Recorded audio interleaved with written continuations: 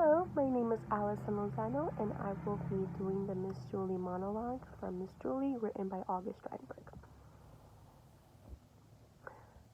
We must go away, but we must talk first.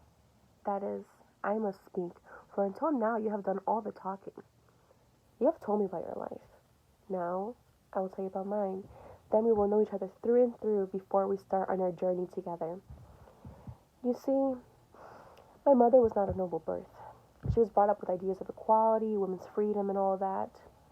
She had very decided opinions against matrimony, and when my father courted her, she declared she would never be his wife. But she did so for all that. I came into the world against my mother's wishes, I discovered, and was brought up like a child of nature by my mother and taught everything that a boy must know as well. I was to be an example of a woman being as good as a man. I was made to go about it, boys' clothes, and take care of the horses, and harness and saddle and hunt, and all such things. In fact, all over the estate, women servants were taught to do men's work, with the result being that the property came near being ruined, and so we became the laughingstock of the countryside.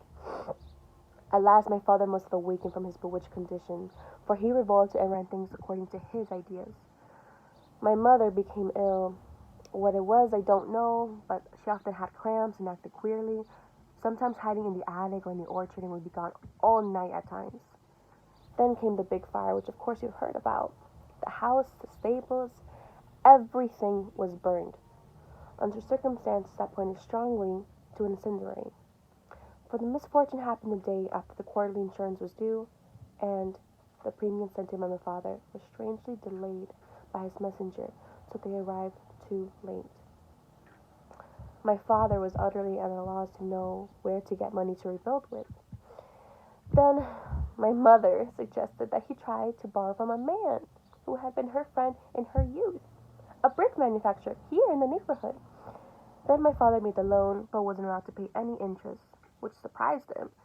Then the house was rebuilt. Do you know who burned the house? My mother. Do you know who the brick manufacturer was? My mother's lover. Do you know whose money it was? My mother's. There was no contract. Thank you.